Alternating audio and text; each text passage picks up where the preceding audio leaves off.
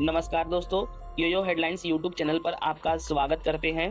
देश के किसी भी राज्य में नई शिक्षक वैकेंसी आती है या फिर टेट सीटेट बीएड से जुड़ी न्यूज होती है, हम आपके लिए सबसे पहले वीडियो बनाकर लेकर आते हैं।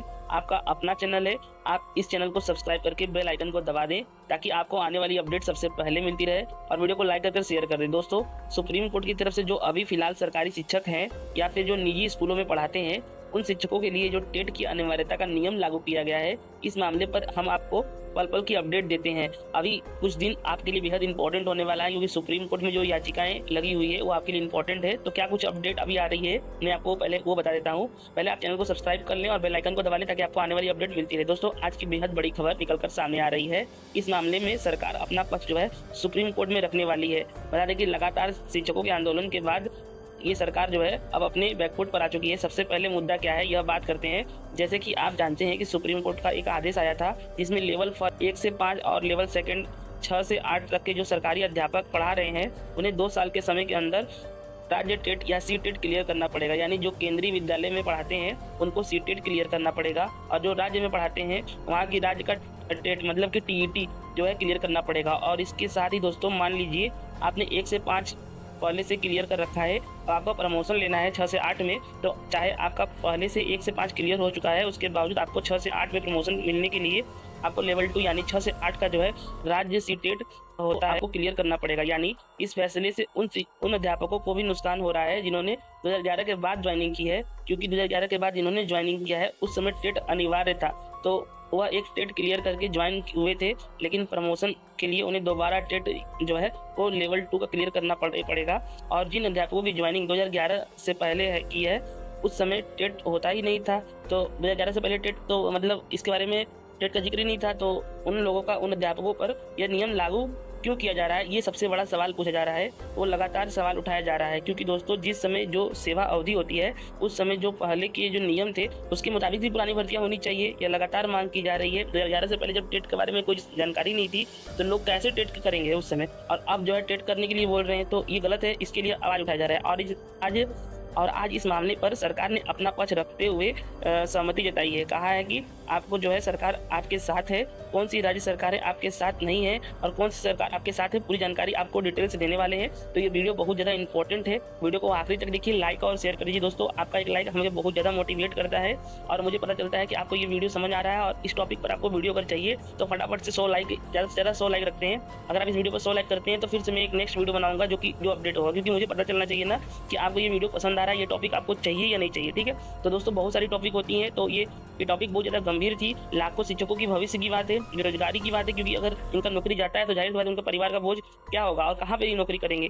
ये बहुत बड़ा समस्या है, इस लेकर मैं वीडियो बनाया हूँ। अगर आपको ये जानकारी समझ में आ रही है, अगर आप चाहते हैं कि इस पर वीडियो बनना चाहिए, सरकार से सवाल होना चाहिए, सुप्रीम कोर्ट इसको समझना चाहिए, तो वीडियो को लाइक करें और आप कहाँ से वीडियो देख रहे हैं कमेंट करिएगा। सुप्रीम कोर्ट के फैसले से देश भर में तकरीबन 15 लाख से ज़्यादा अध्यापक सीधे तौर पर प्रभावित होंगे। सुप्रीम कोर्ट के फैसले से सरकारी टीचर टेंशन में है, लेकिन अब राज्य सरकार ने कहा है कि वह सुप्रीम कोर्ट में अपना पक्ष रखेगी और उन अध्यापकों को छूट दी जाएगी जिनका टेट 2011 से पहले जब नहीं होता था, तब उन शिक्षकों को छूट देने के लिए सरकार जो है सुप्रीम कोर्ट में अपना पक्ष रखेगी। बात करें दोस्तों, यहाँ पर सबसे पहले तो शिक्षकों के इस आंदोलन को कई वरिष्ठ नेताओं और पूर्व मुख्यमंत्रियों का भी समर्थन मिल रहा है। अब दोस्तों, यहाँ पर जो है कांग्रेस के पूर्व मुख्यमंत्री और वरिष्ठ नेता हरीश रावत ने समर्थन दिया है, लेकिन उत्तराखंड सरकार ने ये कहा है कि वो अपना पक्ष जो है वो सुप्रीम कोर्ट में रखेगी। तो दोस्तों, इस पर राजनीति नहीं होनी चाहिए, क्योंकि जहाँ पर भाजपा की सरकार है वहाँ पे कांग्रेस के जो नेता है वो कह रहे हैं कि शिक्षकों के पक्ष में जो है वो सरकार को फैसला लेना चाहिए। जहाँ पे कांग्रेस की या विपक्ष की सरकार है वहाँ पे भाजपा के लोग यह कह रहे हैं कि सरकार को शिक्षकों के पक्ष में फैसला लेना चाहिए। मतलब राजनीतिक जो है आरोप प्रत्यारोप का खेल किया जा रहा है। यानी हर राज्य के अंदर किसी न किसी पार्टी की सरकार है, तो एक दूसरे के विपरीत बोलने से बजाय सभी को शिक्षकों का साथ देना चाहिए, वोट बैंक पर नहीं जाना चाहिए।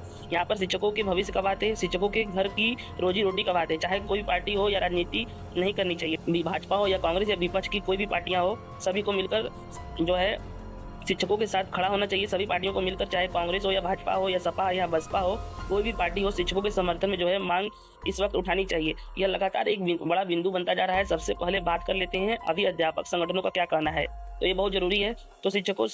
तो शिक्षक संगठनों ने कहा है कि वे 16 सितंबर को देशव्यापी जो है एक बड़ा आंदोलन कर सकते हैं। बहुत बड़ा आंदोलन बहुत बड़े पैमाने पर किया जा सकता है। अगर उनकी मांग नहीं मानी गई तो उत्तराखंड सरकार ने जो है वह सहमति जताई है। ऐसा बताया जा रहा है कि वो अपना पक्ष जो है वो रख सकती है। लेकिन दोस्तों कई अन्य राज्य सरकारें हैं जो अभी इस पक्ष में नहीं आई है। अनिवार्यता पर प्रदेश में शिक्षकों का आक्रोश बढ़ता जा रहा है और केंद्र सरकार पर दबाव बनाने के लिए शिक्षकों जो है वो एक अभियान चलाने वाले हैं। 11 तारीख से ही ये माहौल बिगड़ता जा रहा है और आज 13 हो गया है, ये बढ़ता जा रहा है। तो वो क्या है, चलिए जान लेते हैं। सुप्रीम कोर्ट के द्वारा प्राथमिक शिक्षकों के लिए टेट अनिवार्य करने के मुद्दे पर प्रदेश के टीचर लामबंद हो रहे हैं, मतलब एकजुट हो रहे हैं। राज्य के साथ साथ केंद्र सरकार पर भी दबाव बनने की रणनीति लगातार अपनाई जा रही है।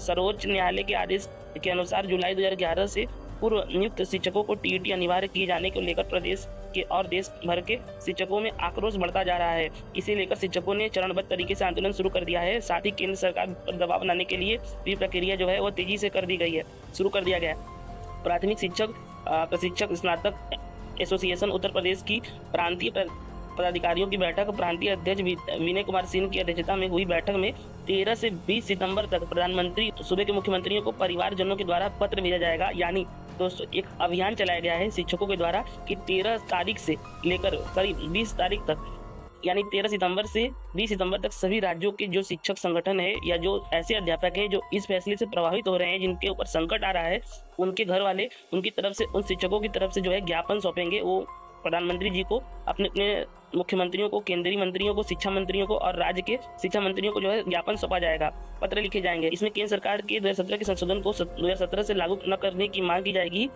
2017 के संशोधन को निरस्त करने की मांग की जाएगी ताकि शिक्षकों की नौकरी पर संकट न खड़ा हो। संगठन ने सभी जिलों के पदाधिकारियों को 21 से 27 सितंबर तक अपने जनप्रतिनिधियों को टेट की अनिवार्यता के निर्णय से पैदा दिक्कतों व कठिनाइयों से अवगत कराया जाएगा। साथ ही उनसे निवेदन किया जाएगा कि वे केंद्र सरकार द्वारा 2017 में किए गए संशोधन को निरस्त किया जाए।